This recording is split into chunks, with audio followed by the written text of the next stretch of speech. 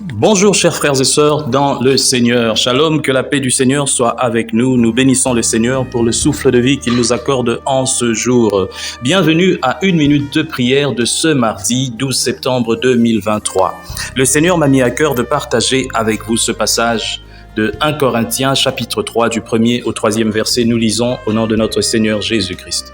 Pour moi, frères, ce n'est pas comme à des hommes spirituels que j'ai pu vous parler, mais comme à des hommes charnels, comme à des enfants en Christ. Je vous ai donné du lait, non de la nourriture solide, car vous ne pouviez pas la supporter, et vous ne le pouvez pas même à présent, parce que vous êtes encore charnels.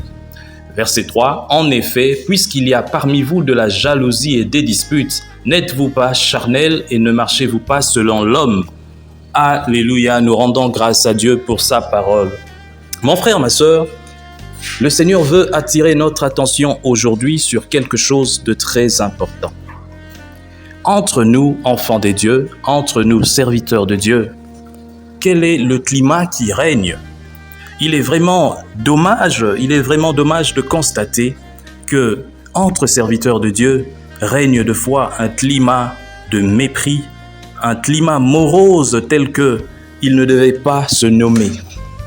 Les serviteurs de Dieu aujourd'hui, nous voyons que la plupart ne font que afficher le côté charnel. Lorsque même certains parlent dans leur prédication, nous sentons que c'est la chair qui parle et non le côté spirituel. Lorsque l'un peut dire que je n'aime pas tel qui est aussi serviteur de Dieu et même jusqu'à lui demander de ne plus parler de lui et même refuser de lui tendre la main, ne sommes-nous pas charnels? Il n'y a rien de spirituel en nous. Voilà pourquoi nos ministères ne font que s'affaiblir. Et même lorsque nous allons plus loin, un serviteur de Dieu qui se méconduit, qui va faire ce que nous pouvons appeler alliance avec des personnes qui ne sont pas en Christ, qui va faire des compromis avec des personnes qu'il sait bien ne sont pas en Christ. Et demain, il a des difficultés pour prêcher la parole de Dieu parce qu'il a peur que ces gens qui sont ses donateurs puissent couper. Mon frère, ma sœur, nous devons revoir notre façon de servir Dieu. Nous devons revoir notre façon de servir Dieu. La parole de Dieu ne peut pas être crucifiée, ne peut pas être mise au second plan à cause de nos ambitions, de notre égoïsme, à cause de notre gourmandise, parce que nous voulons avoir de l'argent, nous voulons avoir du succès, nous voulons avoir du pouvoir, nous voulons avoir la gloire, et nous crucifions la parole de Dieu. Mon frère, Dieu te demandera un jour. Deux serviteurs de Dieu ne peuvent pas se tirailler jusqu'au point de se détester, et même les fidèles de leurs églises commencent à se détester. Mais où allez-vous? Et vous et vos serviteurs n'êtes pas des enfants des dieux.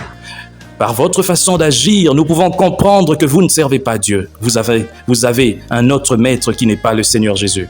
Car si votre maître était le Seigneur Jésus, tout ce que vous faites serait pour la gloire de Dieu. Mais lorsque vous voyez un homme se comporter de la sorte, le plus souvent c'est pour sa propre gloire. Deux serviteurs de Dieu ne peuvent pas devenir des ennemis. Et même si ils ont des divergences par rapport à un sujet concernant la parole de Dieu, mais la fraternité doit demeurer. La fraternité doit demeurer. Voilà comment le diable se moque de vous. Voilà comment les gens du monde sont en train de vous regarder et disent voilà eux-mêmes. Lorsque vous vous déchirez, lorsque l'un va accuser l'autre en justice jusqu'à l'emprisonner, lorsque l'un va monter des choses, fomenter des choses, va dire des choses qui n'existent pas, tout simplement pour condamner l'autre.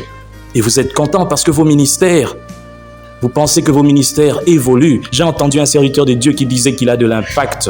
Impact, c'est un mot français. Mais utilisé dans le jargon congolais, ça veut dire du succès, ça veut dire que du pouvoir, de l'autorité.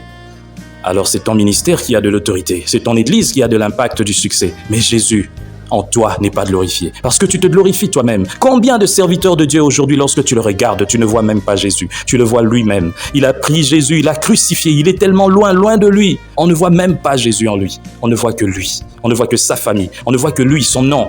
Parce qu'il a besoin de ce succès. Mais Jésus est remis au second plan.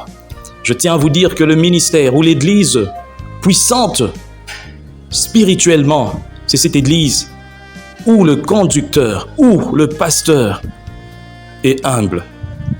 C'est dans l'humilité qu'on peut retrouver Jésus.